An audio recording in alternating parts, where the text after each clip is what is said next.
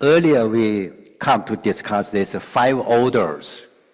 5 orders, all of them affect our experience, affect our feelings. But all other 3, we cannot control it. Buddhism says the order of karma and mind, then we can control and we can manage. That's why entire Buddhism focuses on discuss these 2. Although here we say karma, but karma itself is also mental. In other words, all the Buddhist teaching finally going back to the mind. Because karma, as we said earlier, its definition, it means, volitional action. Volitional action means the mind. In other words, the most important thing in our life is the mind. Realization, the mind is important.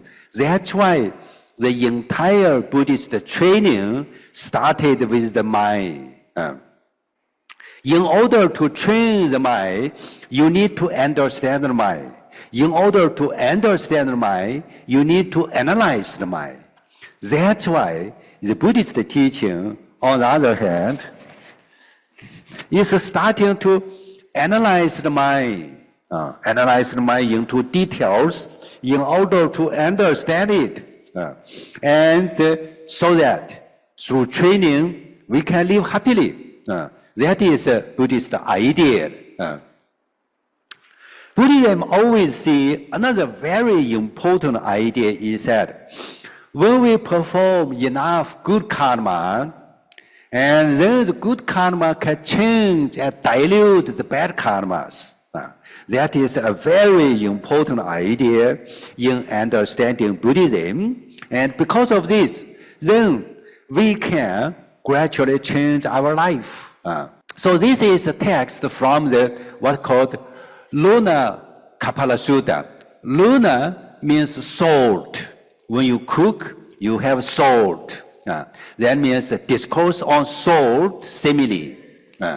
So this is a text. At the beginning, this is what the text is saying that monks, if one were to see such, a person experiences karma in precisely the same way that he created.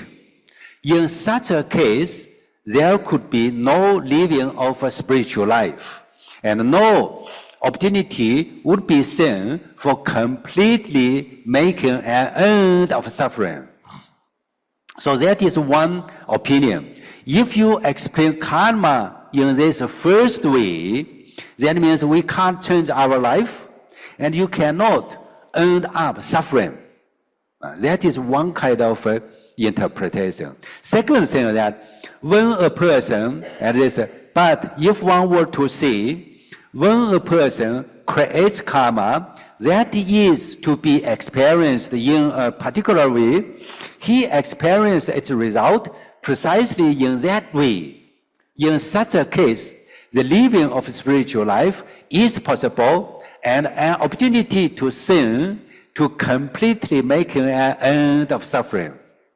In other words, according to the second opinion about karma, then that means we can change our life through spiritual life and training, and we can end up suffering. So my question is, what the difference is between these 2 interpretations of karma?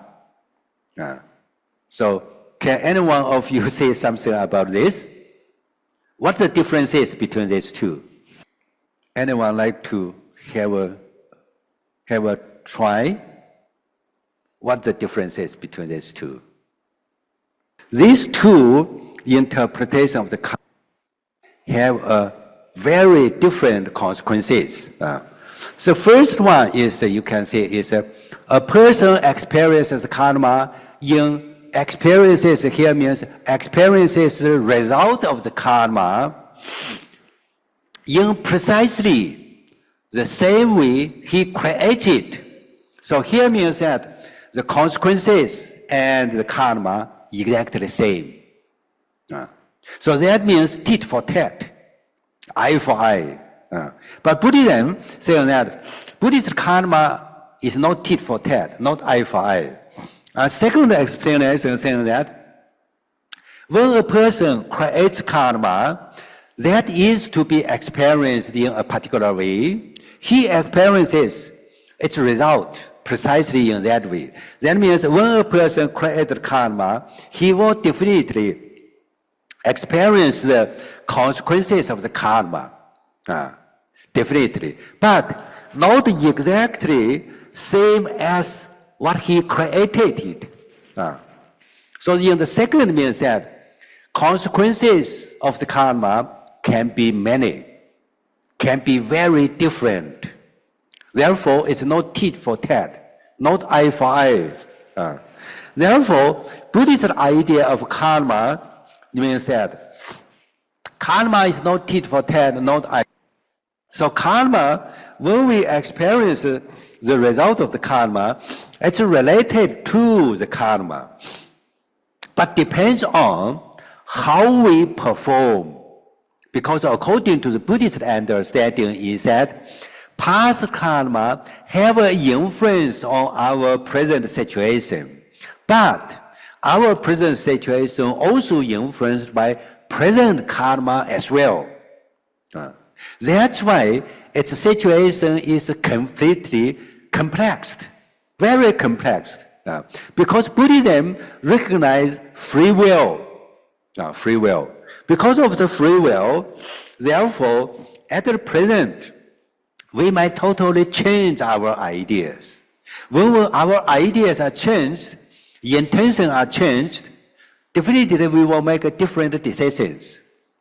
Different decisions leading to different consequences. That's why Buddhism criticizes that if you interpret the karma in the first way, that means eye for eye, tit for tat. If in that way, we cannot change our life. In other words, that is a misunderstanding about Buddhism. Buddhist karma is not tit for tat, but Buddhist karma, it's just explained, there is such causes and there is related consequences. And the consequences may not exactly same as the karma itself. So this, then the text, let me say whether I didn't put the second part. The second part of the text, in fact, explains is that suppose there are two persons. These two persons have done the same kind of bad karma, for example, stealing another person's pen, for example. But one person, after stealing the person's pen, and he continuously doing bad deeds. Because he continuously doing bad deeds, there is an accumulation of bad karma. Therefore, he will suffer more from this karma rather than less. It's just like modern judge. Modern judge, when a modern judge looking into somebody's case, they will not only thinking about your present action, they will look into your history. If this person looking into the history, he has done a lot of bad things in the past. Therefore, this act may be just to steal a pen or computer. It's a small matter, but he will be punished heavily. Why? Because of consideration of his past bad action. But on the other hand, another person, the same person steals the same kind of computers, but when the judge examines his history, he has done a lot of good things. Because of the good things, then the judge will also punish him, but very lightly. He will just serve community service for a few days. Therefore, the karma, we must say, is that when we look into the karma, karma always operates in an accumulated situation, not one by one. That's why when you look into the karma, considering all different kind of karmas, they interact with each other. And on top of this, what Buddhism emphasizes is that not only the past deeds we have done, but the present deeds are more important. Present deeds can influence many of our lives.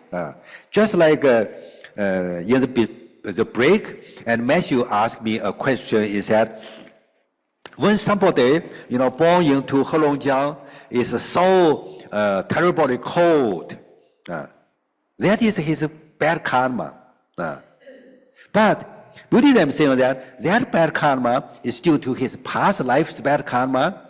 Therefore, he is born into Heilongjiang and suffers there. But the present karma, for example, he's free, make a decision, and he moved from there to the southern part of China, where it's very warm, completely changed.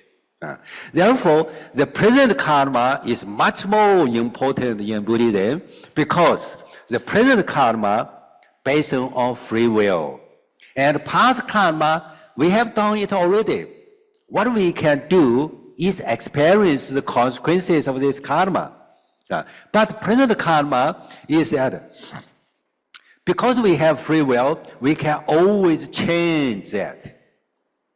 That's why Buddhist advice is that every moment we are creating our future.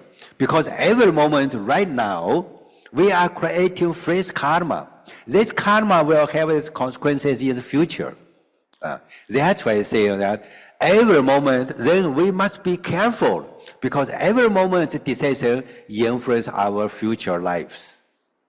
That's why the present karma is much more important. It is in this sense, it truly means that we live in the present moment and mindful about what we are thinking about and what we are doing now because our actions, good or bad, influence our future's lives. That's why the present karma is so much emphasized in Buddhist teachings. And in traditional Buddhism, of course, a lot of misunderstanding. Misunderstanding means that they emphasize only past karmas. When you get sick, your previous life you have done something wrong.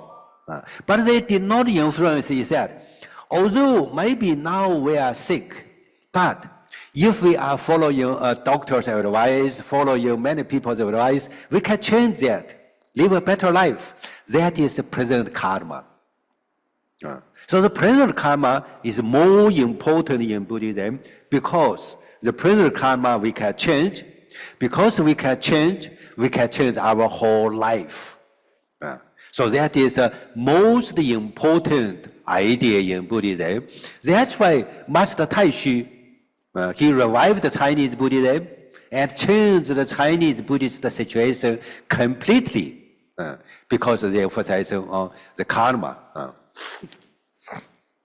The simile of the sword coming back, I quoted for you. It says, the text saying that, monks, some persons have created traveling bad karmas, yet it leads him to hell. Why?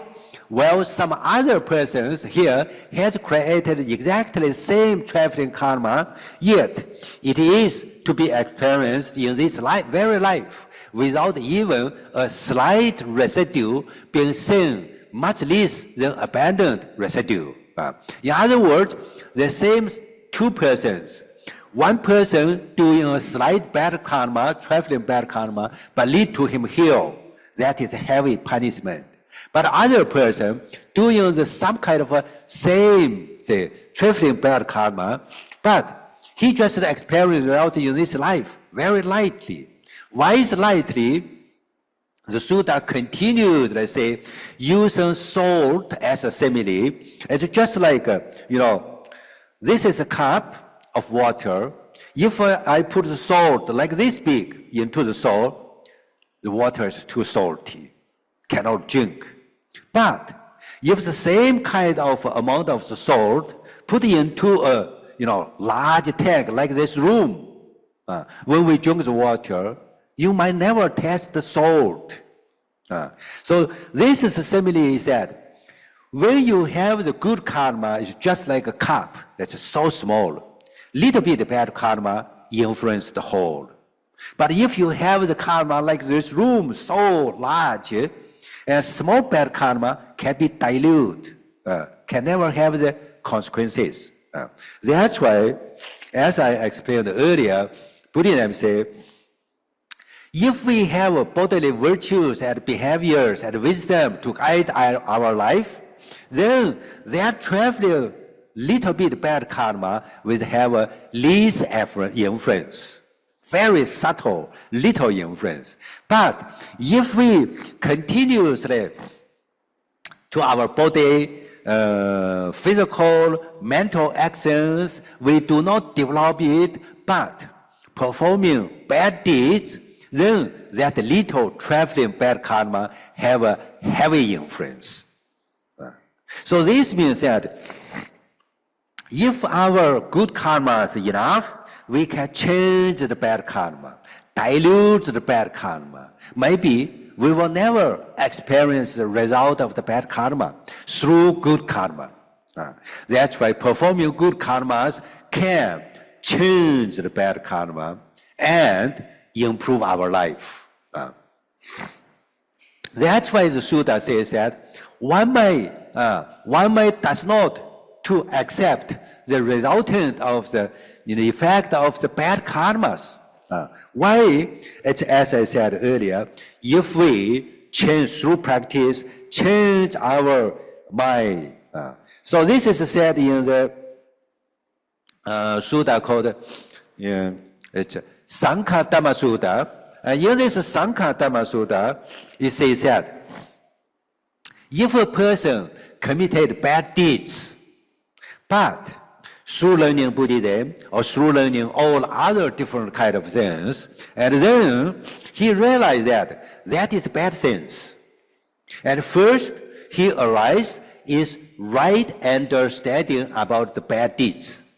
After he understands the bad deeds, because he learning from Buddhism, learning from all different kind of teachings, he will reflect upon his deeds. After reflection upon his bad deeds, and in the future, he abandoned all different kind of bad deeds, including wrong views, arising right views. And then from there, he started to practice what called four immeasurable minds. When he devoted his whole life to practice the whole immeasurable minds, then he created a huge abundance of good karma. And because of this good karma, then he will never experience the bad karma anymore. So that is the example in this text given is that good karma can totally change the bad karma. Therefore, here is that when that noble disciple understands the Buddhist teaching, he completely devoid of not doing, in other words, covetous deeds, avoid of all ill will, avoid the confusion.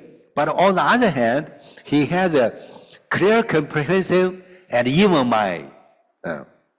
Through this, what he has done is started to imbue in loving kindness, compassion, equanimity, and appreciative joy.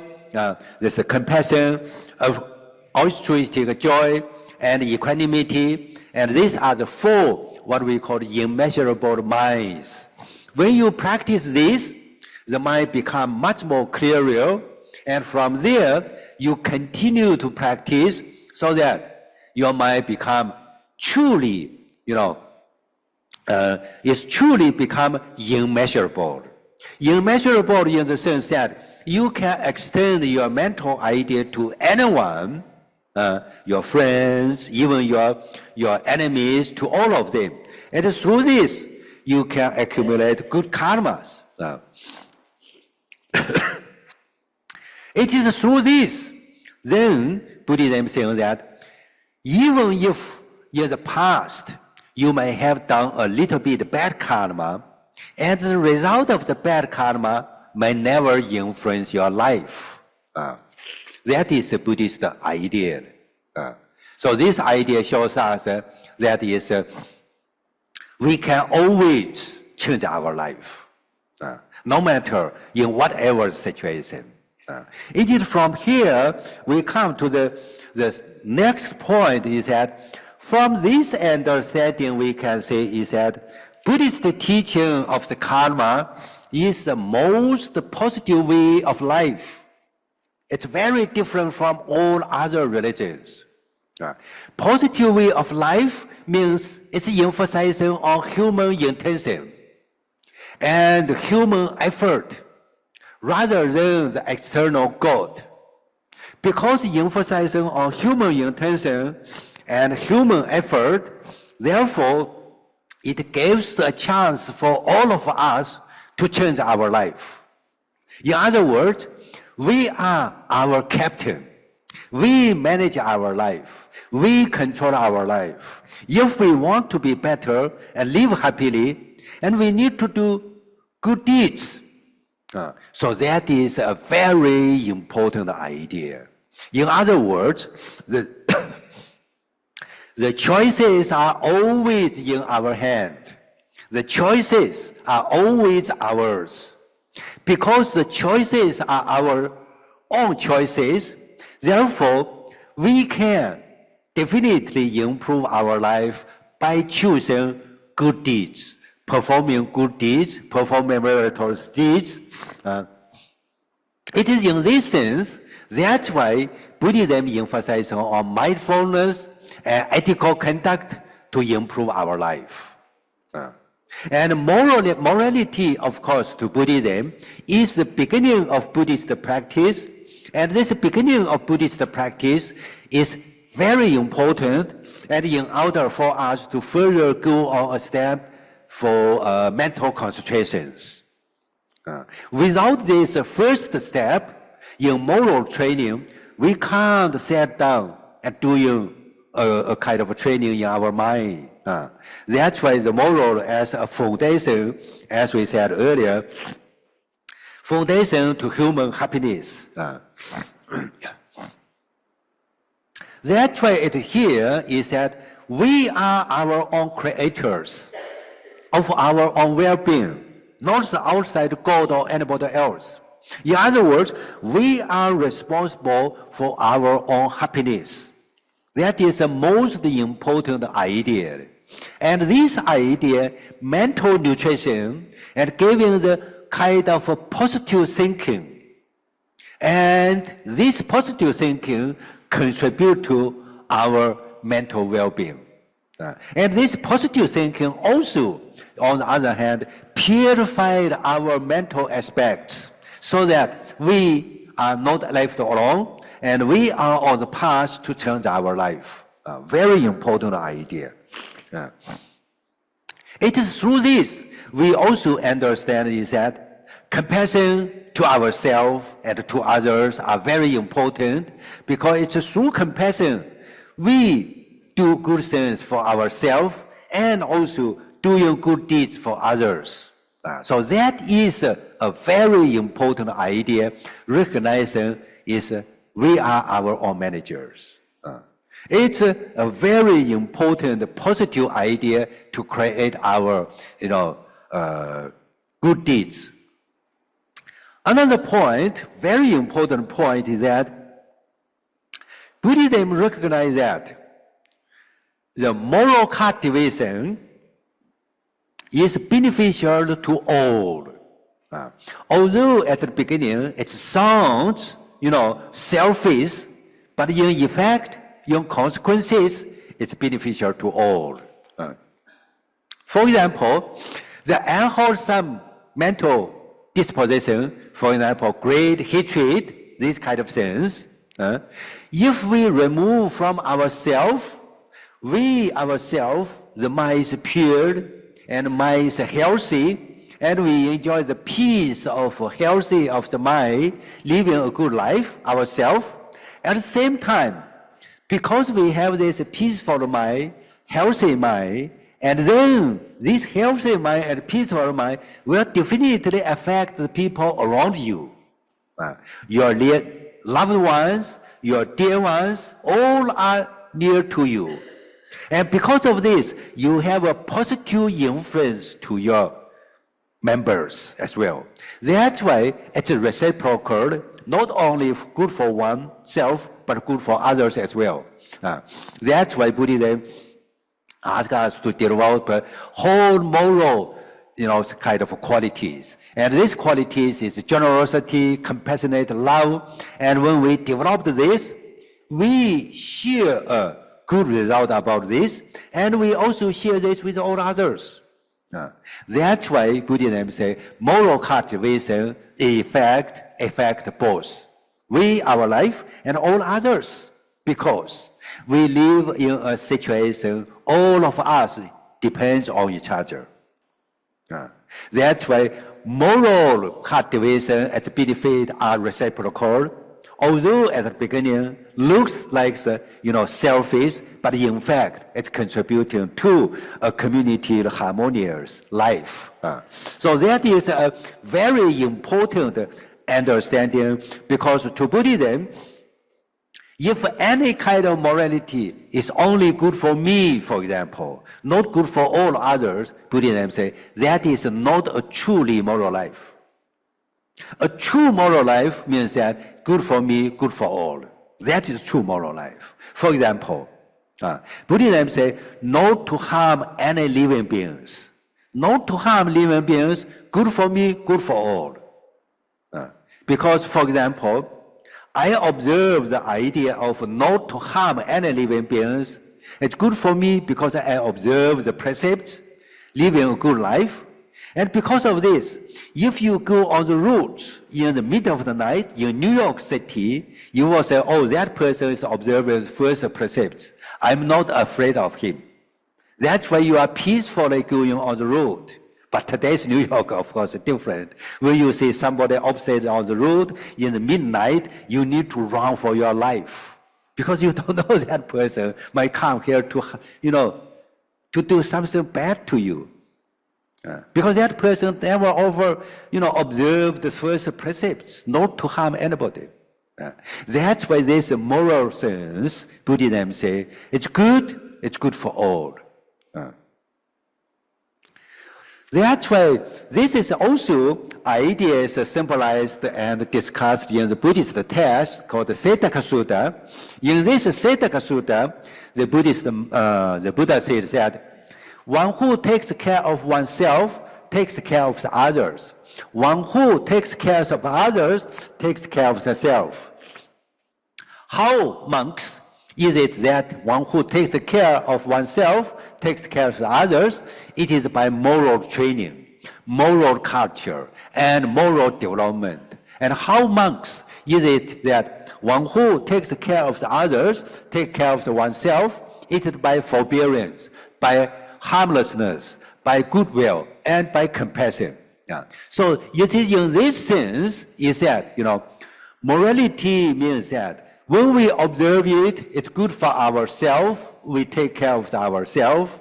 And when we observe morality, it's also take care of the others, because we show this morality, show towards others, they become forbearance, harmlessness, and goodwill, compassion. That's why it's good for all. For example, in Buddhist idea, one concept is called arahantship. Arahantship, in the Buddhist concept, usually is criticized by Mahayana Buddhism. Mahayana Buddhism says that is selfish. Why? Because you are doing that only for yourself.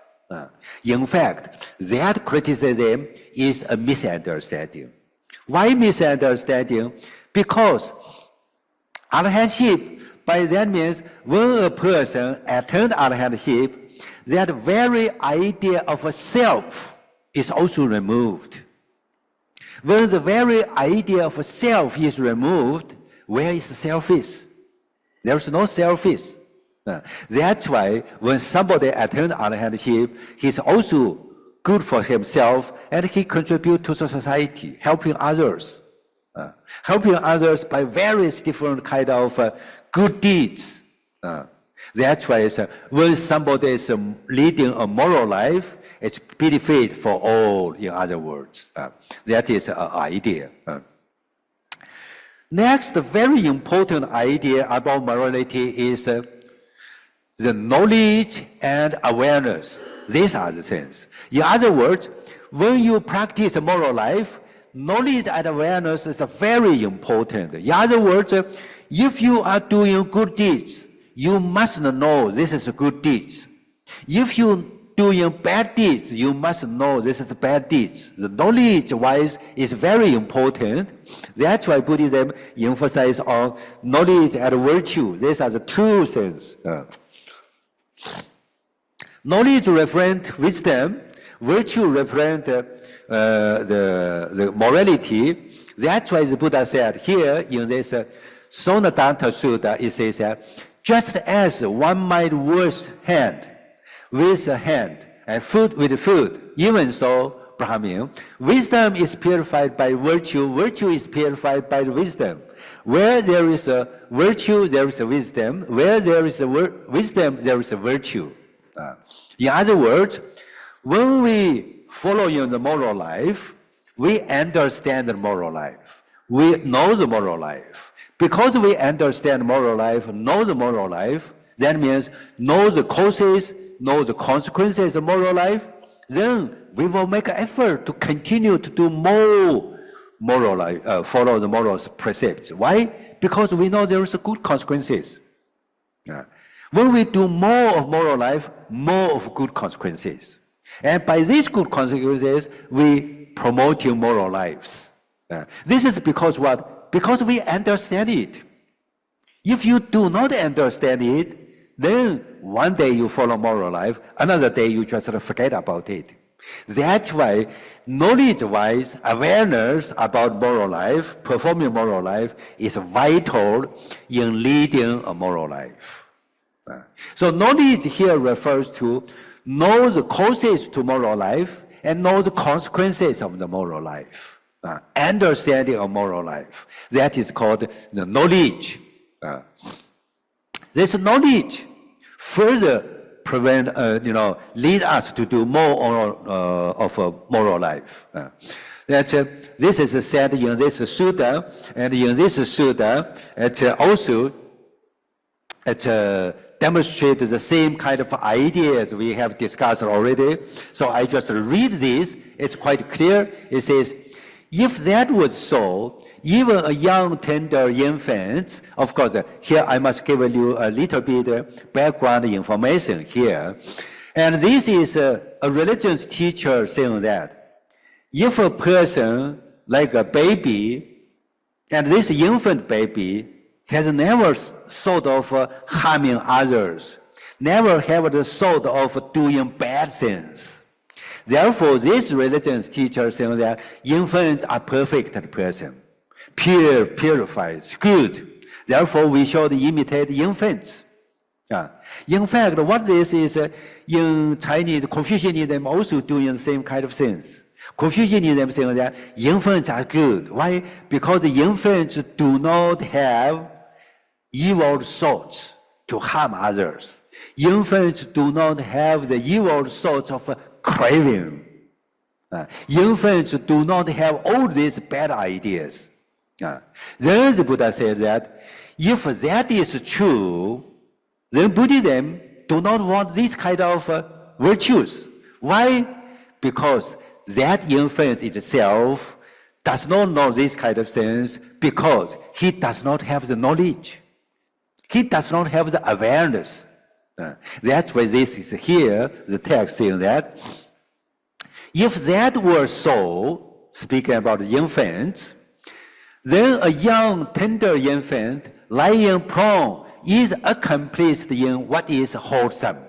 If, as you said, like that, that means infants are the virtuous person. For a young, tender infant, lying prone does not even have the notion of a body. Then, so how shall he do any evil bodily actions beyond merely wrestling? That means he does not have the concept of the body. How can he do bodily bad actions? What he can do is just, moving his hand and feet. He does not even have the notion of speech. So how should he utter evil speech beyond merely, women? He does not even have the notion of intention. So how does he have an evil intention beyond merely suckling? He does not even have the notion of a livelihood. So how should he make his living by evil livelihood beyond being sucked at his mother's breast? In other words, infants do not have the knowledge, do not have the awareness about a body, about the speech, about the intention, about livelihood. How can he do, good or bad things? In other words, Buddhism says, infants doing things based on ignorance. Because infants doing things based on ignorance, that's why when the infants grow up as a young man, could be a good person and also could be a vicious, bad person. Can become a serious killer also. That is more dangerous. That's why those who are aware they are doing good deeds are very important. They are not like infants. Because they know they are doing good deeds, therefore, they also know that doing bad deeds have bad consequences. Therefore, they will refrain from doing bad deeds, continuously doing good deeds. It is in this sense, knowledge and awareness about our moral life is very important in performing, promoting moral life. Buddhism always emphasizing cultivation, moral cultivation should always be grounded on knowledge. Knowing what are you doing, knowing what is bad and good, knowing the consequences of your good deeds is very important.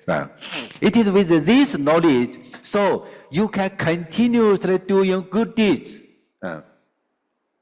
Therefore, here in another sutta, giving another simile, saying that there are four kinds of the persons.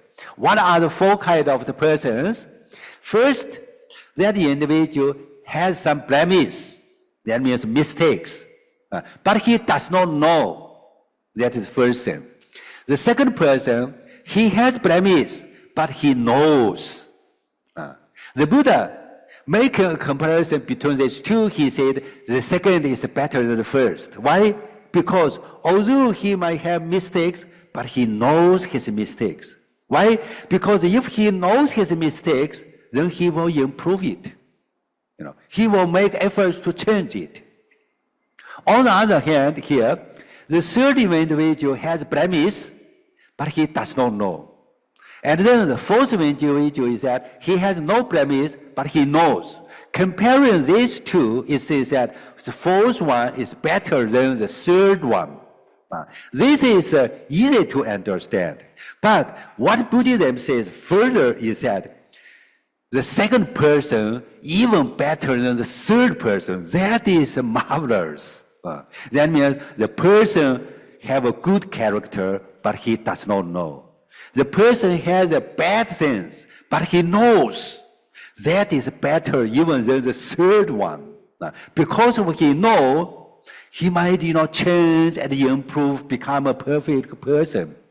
So that knowledge plays a very important role in performing all kind of things. All kind of things. We come back here again. Therefore, emphasizing on knowledge of doing good deeds, because we knowing our good deeds, good consequences, you are not only doing one good deed, you will continuously doing good deeds, one after another, continue, it's endless. That's why the knowledge become a very important thing in performing karma, good karmas. So with this, we come to the conclusion of today's lectures, and we have two parts.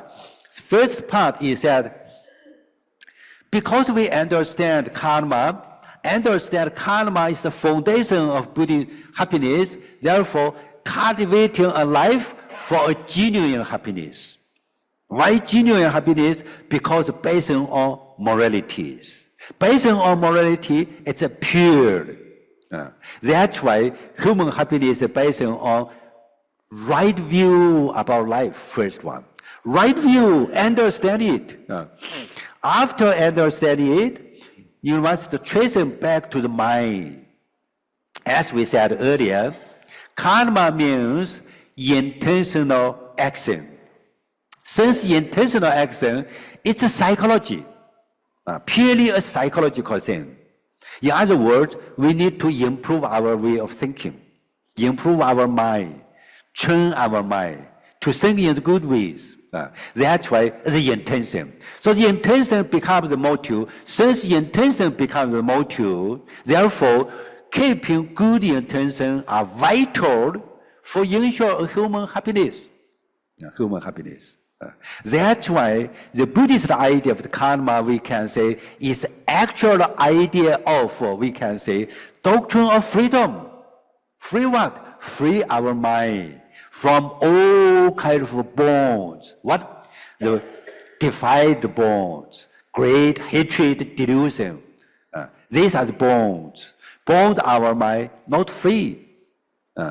That's why the Buddhist practicing or discussing of the karma, providing a map for us human beings to search for happiness. Very important map, in fact.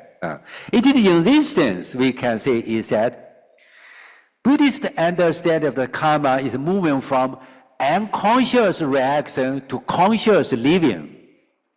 Unconscious reaction means that we just like animals. For example, animals, they are living by reactions. When some come, immediate reactions. There's no planning, no any kind of analysis, nothing. But we as human beings, we are consciously improve our life. Why consciously improve our life? Because we understand. We understand the suffering, we understand the happiness. And since we know both, we don't want suffering. We want happiness. That is the intention. That intention itself is very important. Because we want happiness, then you become conscious living. This conscious living means that you have the knowledge, you aware it. You aware it, that's why you want to improve it. That's why here, last sentence, very important, is that we must always tell us like that. Now, may we recognize the power of our own intention. We must recognize the power of our own intention is very important. May we use our human effort to weed out the inclination of greed, hatred. These are defilement. Replacing them with a skillful mind. Skillful mind means kusala mind, means a purified mind. When we have purified mind, by what? By taking responsibility for our action today, may we build a foundation of morality that lead to an unshakable happiness for ourselves and for all beings. Very important, in fact. It's not only for us, but for all. Why? Because our action influences others. Therefore, when you doing all kind of meditation, you recite this sentence. It's very meaningful and very powerful as well, because this will shape your mind, shape the way of thinking. So this comes to conclusion of today's lecture. 12:30, so we have half hour for discussions. Prof, we have questions online. Okay, I think I don't have the other. Oh, this is a Chinese translation of the last part. Last part. Yeah, included here. You want the PPT? Just to read. Okay. Okay, the question. Our Buddha's teachings are deep and profound. Could you elaborate on what you think of the Buddha's great mind to be able to comprehend the inconceivable? I couldn't follow you. Yeah. Read again. Our Buddha's teachings are deep and profound. Could you elaborate on what you think of the Buddha's great mind to be able to comprehend the inconceivable? Yeah, okay. Very good question.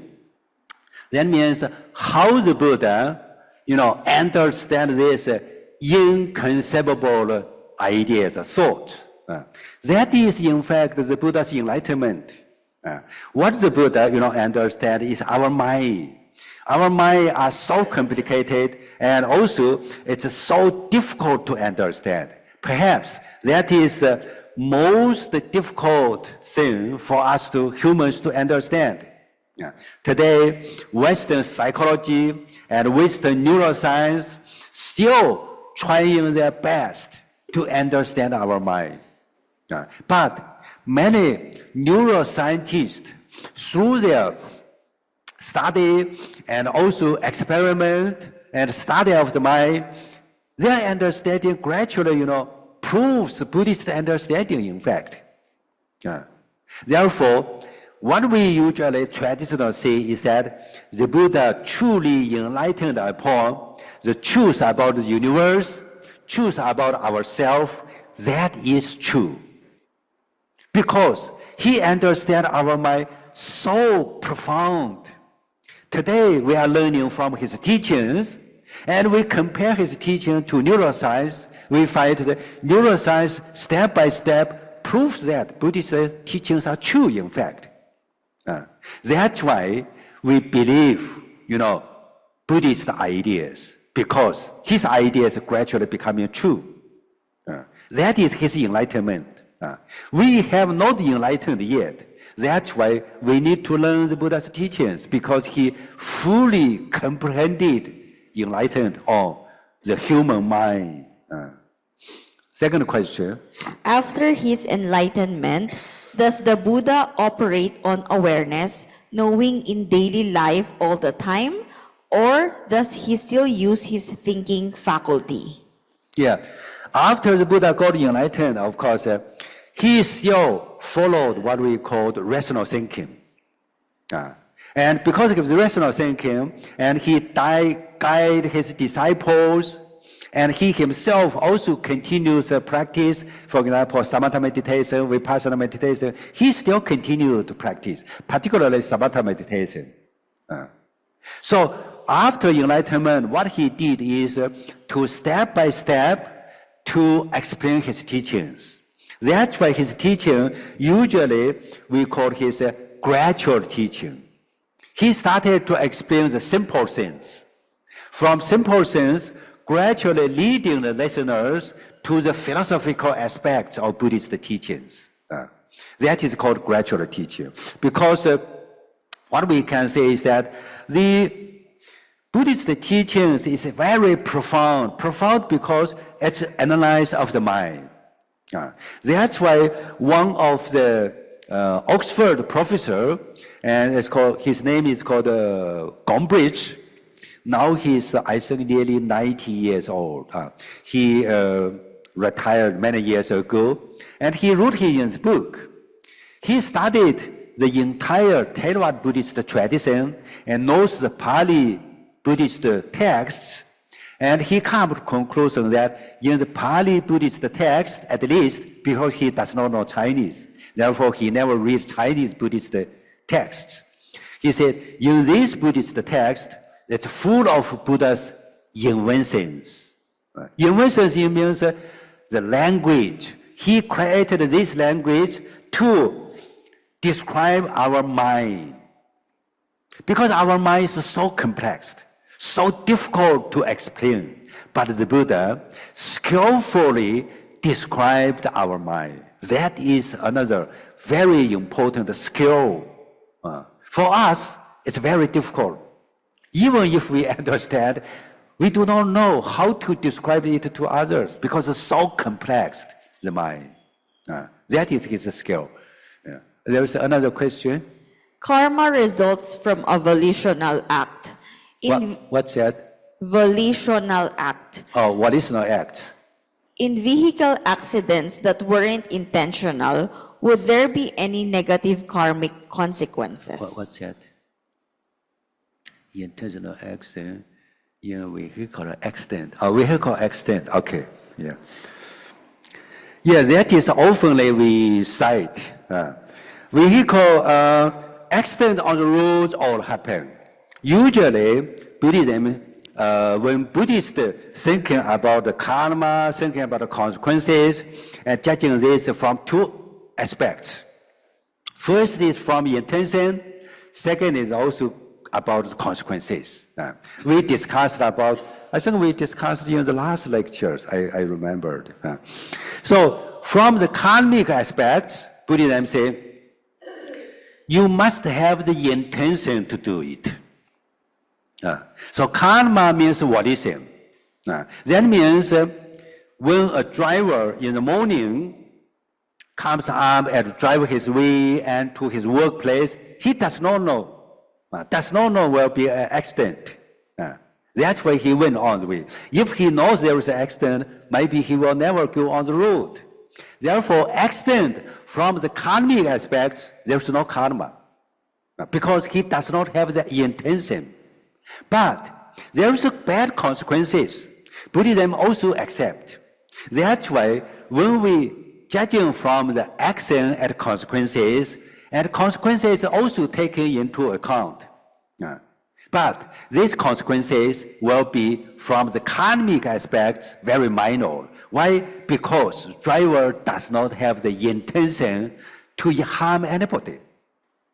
It's different from somebody deliberately plan to do some kind of murder, very different.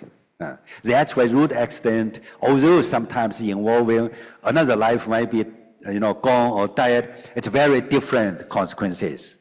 So Buddhism taken about is that still there is consequences, but the bad karma accrued to the driver is very much the least because there is no intention. Okay. Any negative karmic result from eating meat? Eating meat, of course, from the Buddhist idea is that early Buddhism, for example, the Buddha also eat meat. Perhaps all of you know. Because Buddhism differentiate eating meat and killing another animal. These are the two things. Why? Because in early Buddhism saying that when somebody died, even as a human being, when we die, it's better we do organ donations in order to help another person who's going to, need some kind of like a kidney, heart, or anything. Therefore, when an animal is already dead and consciousness already gone, that carcasses can be used by anything. That's why in early Buddhism, the Buddha and his disciples continued to consume meat, but provided they are pure in three aspects. They have not seen the killing, they have not heard the killing, and they do not suspect even the killing is purposely done for them. If these three conditions are satisfied, the meat is pure. It's called pure in three aspects. Because in India, in the Buddha's time, and the Buddha, his disciples, usually begging for food. One of the rules for the begging for food is you should never be picky and choosy. If you are picky and choosy, you are difficult to find food. So that is the rule. But when this, of course, gradually transmitted to China, the situation changed. Changed because China is a country, all are managed by the emperors. Emperor is the supreme head. All religions should be submitted to the emperors. So that is the first very important idea. Because of this, then the second important idea is cultural differences, because China is mainly Confucianism. Confucianism emphasizes on self-effort. When you eat food, you must work. That's why when Buddhism introduced into China, then the Buddhist monks cannot do like in India, beg for food. If you beg for food, for the Chinese Confucius scholar, that is not good. You are parasite. That's why begging for food, that kind of so important practice in early Buddhism, In China, you have to abandon it. Therefore, the Chinese monks abandoned this way of life. What they do is cook for food. So the lay people donate things to the monastery, so the monks cook for food and eat. Since cooking for food and eat, you can choose to cook. Because you can choose to cook, that's why eating meat, that problem comes up. That's why the Chinese Liang Wudi, that means the emperor, started to do this movement, and gradually Chinese Buddhists accepted this idea, refrain from eating meat. Why? Because you are cooking the food in the monastery, and when people gave you the things, you can choose. That's when in the Chinese situation, all the Chinese monastics, the monks and the nuns, they choose to be vegetarians. So it's different from Theravada traditions. Today, of course, the Western scholars, they argue that if you eat meat purely in three aspects, that means you go to supermarket, they are satisfied in three aspects. That means everywhere is available. That's why today's, we can say the Western scholars, they insist that we better not to buy meat. Why? Because if you buy meat, that means you are supporting the system. When this system goes on, then the animal suffers in the end. That is the argument. But coming back to the Buddhist idea is that we cannot unify everybody into a single idea. That is very difficult. Because we cannot unify everybody's idea to a single thought, let everybody to choose themselves. If you want to eat meat, you eat meat purely in three aspects. If you want to be vegetarian taker, it's up to you. That is what Buddhists adopted today. Depends on the individuals. Whatever sense you do, it's up to you. More questions? Yes. Yeah. The physical inorganic order is not karmic effect, but is it karmic consequence for people affected in Utu Niyama? Farming. Karmic.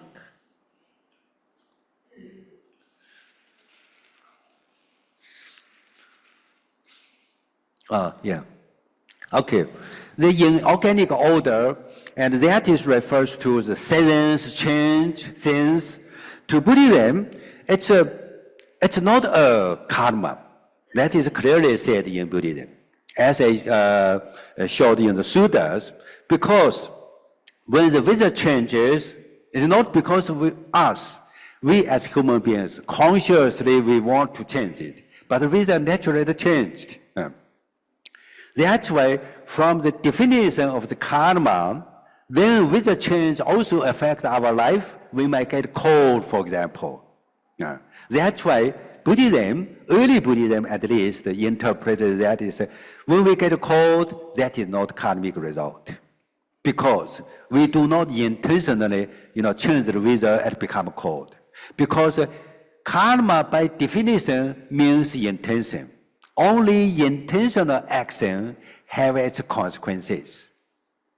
Intentional action, others say, it's not karmic consequences. That's why seasonal change is out of this. Finished the online questions. So on the floor, we can discuss. We still have a few minutes. Yeah. This picture is from the Tantric Buddhist tradition. The Tantric Buddhist tradition, they use these three animals to symbolize of these three, greed, hatred, and delusions. Three. For example, here, snake, it's symbol of a kind of a greed. And pig, symbol of a greed. And cock, delusion. That is just symbolically draw some pictures. Yeah, symbolically. Yeah.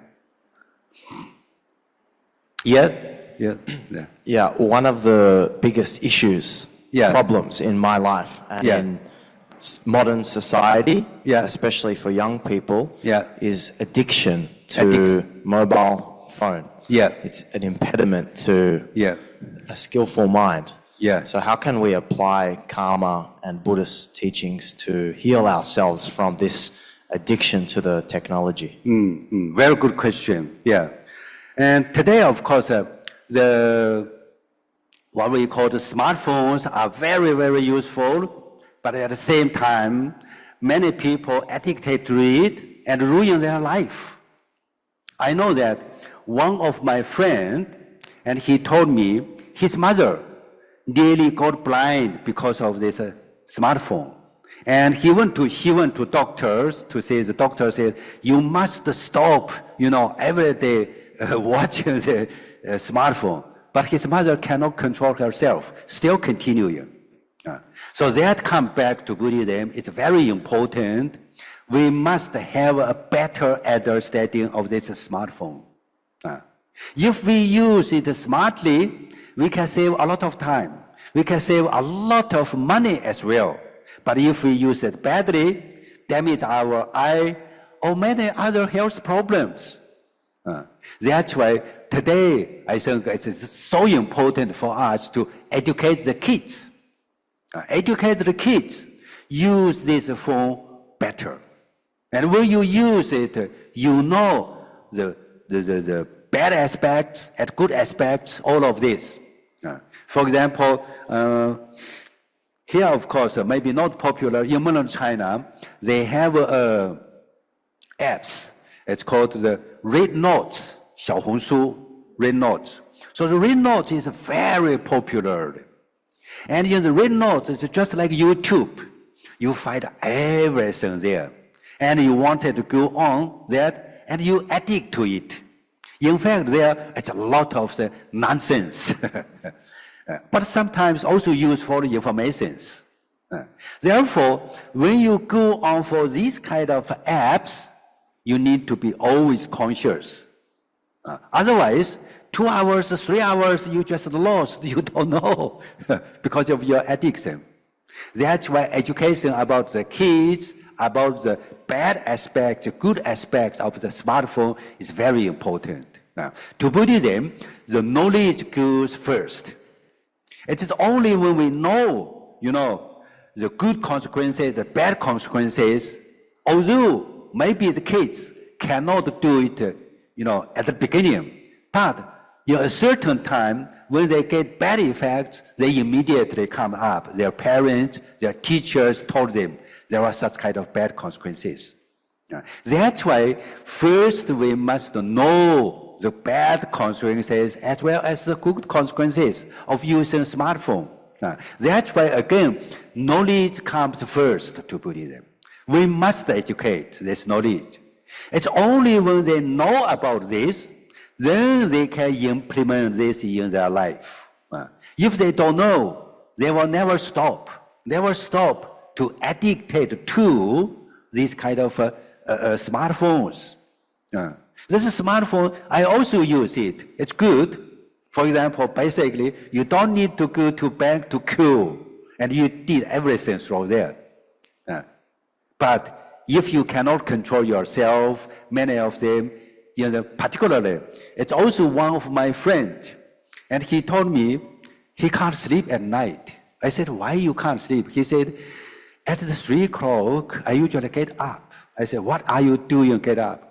I just look at my phone. I said, that is a bad habit. After you look at the phone, certainly another 3 or 4 hours you can't sleep.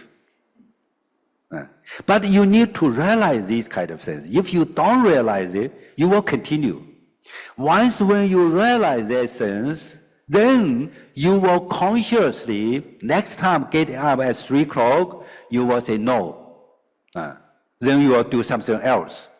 So later on, my friend changed, and when he get up, naturally wake up at 3, he started to meditate. So that gradually he changed his life habit. That must be, one of the things is that you must know it. If you don't know it, you will never change it. That's why the education and teaching people, particularly young kids, very important to teach them. Teach them, they need to, at a certain point, they need to stop. But they need to know. Because smartphone today, you can't control nearly everybody. Each one of us, all of us, we have it. We can't control it. Therefore, self-control is very important. In order to do self-control, we need to educate it. We need to let it know the good, the bad, all the things. The same as Buddhism. Buddhism led us to train the mind. That's why analyze the mind, the good aspects, the bad aspects, all these kind of things, and the causes and the consequences. After analyzing these things, then teach you a way to go out of this. That is the Buddhist method. And concerning smartphone also, teach the kids good and bad, and teach them how to stop. If they, certain things, they realize these things, they started to meditate, doing mindfulness meditation. Their mind will become calmful, particularly when they, in the night. In modern China, many elderly people also, because elderly people usually cannot sleep too much. In the night, what they do, get up, smartphone, okay. So another 3-4 hours destroyed. But if you know that after you wake up, whatever hours there are, you started to meditate, particularly at night. It's good for health, also contributing to good sleep. That's why we need to know this and also know the method how to deal with it.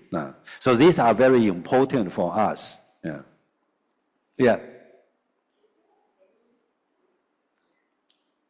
Can I get your views on the karmic implications if we kill pests? Kill pets? Pests. Pets. Pests. I know. Pests. Yeah. Like pests. ants, Okay. cockroaches. Yeah.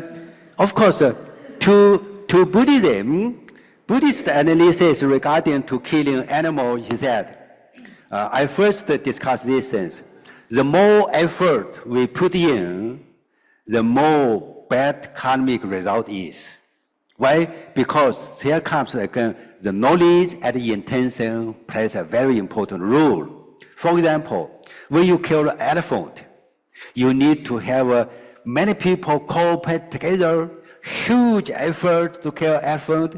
So killing an elephant, you have accrue a lot of bad karma. But on the other hand, if you kill an insect like a fly, like an ant, takes very little effort. Therefore, the karma accrue to killing an insect like an ant is very, very little. Why? Because that intention needed is not so much, although you know it. Understanding this, that means killing animals, the bad karma accrue to us depends on the size of the body. Of course, to Buddhism, even killing ants intentionally is still bad.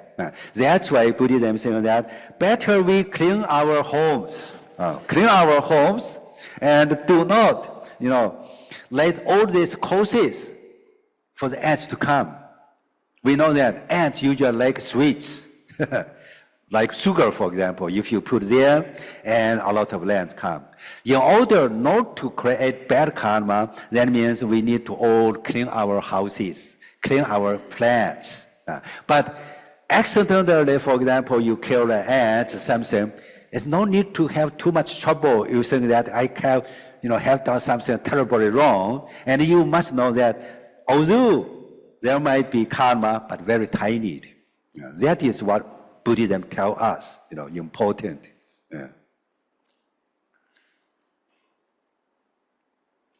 Any more questions? Yeah, any more questions? Oh, yeah.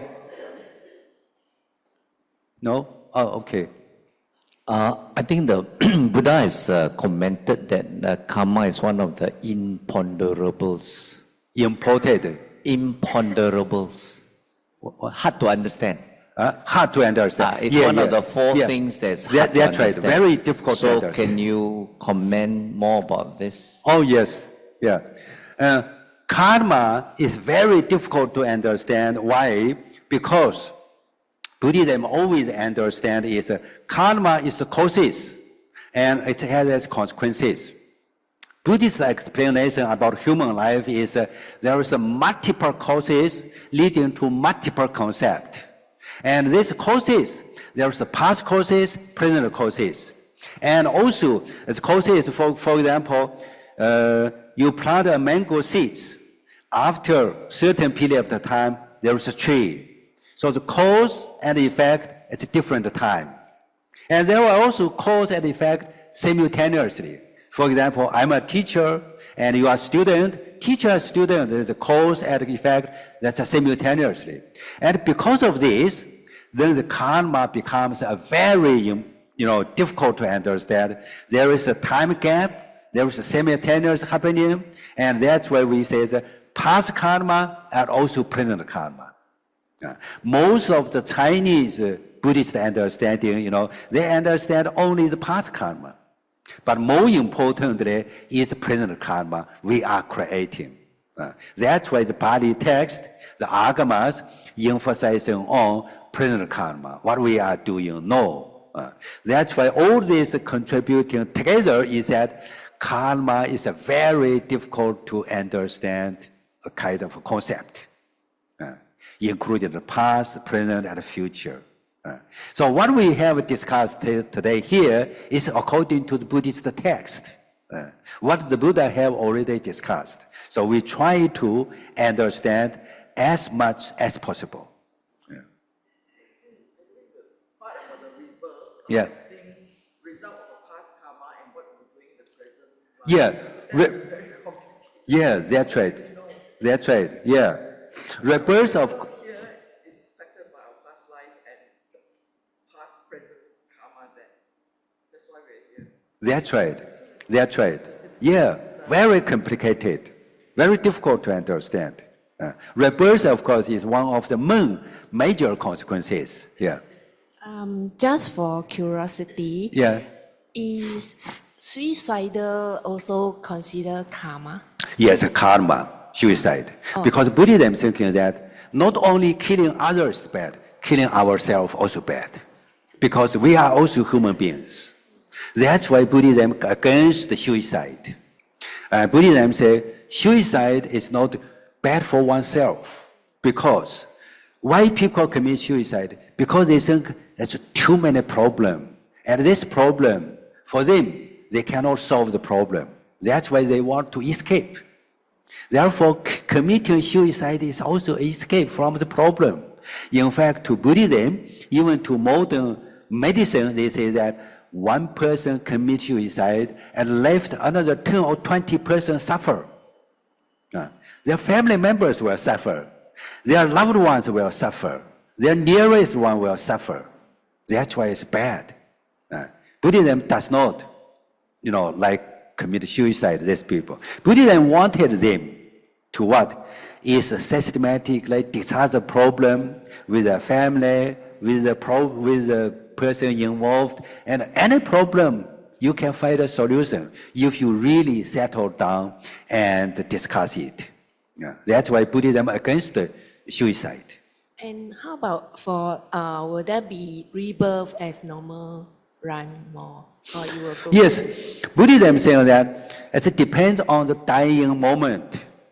If the dying moment, the person's mind is confused, of course, rebirth is to a bad place. If the dying moment, the mind is still clear, living to a better place.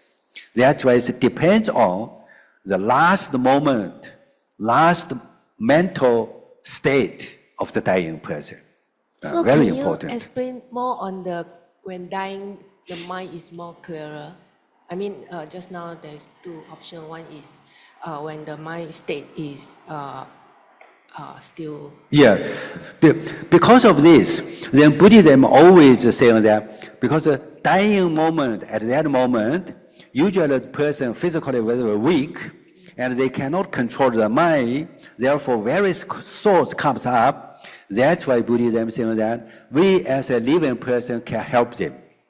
And if we, for example, the person is a Buddhist, believing in Buddhism, then you chant the Buddhist sutras, things, and when the dying person hearing these things, good idea comes up. When good idea comes up, the mind become more peaceful. And then he will reborn into a better place. That's why the last mental state is very important in this. Yeah. Thank you, thank you. It's including all. Also, if your whole life is doing good deeds, of course, certainly in the last moment, you are also calm and peaceful. Peaceful. That's why Buddhists are, educate us. He said, better to do good deeds whole life. Therefore, in the last moment, you have nothing to regret. Therefore, you don't have any bad thoughts. Yeah.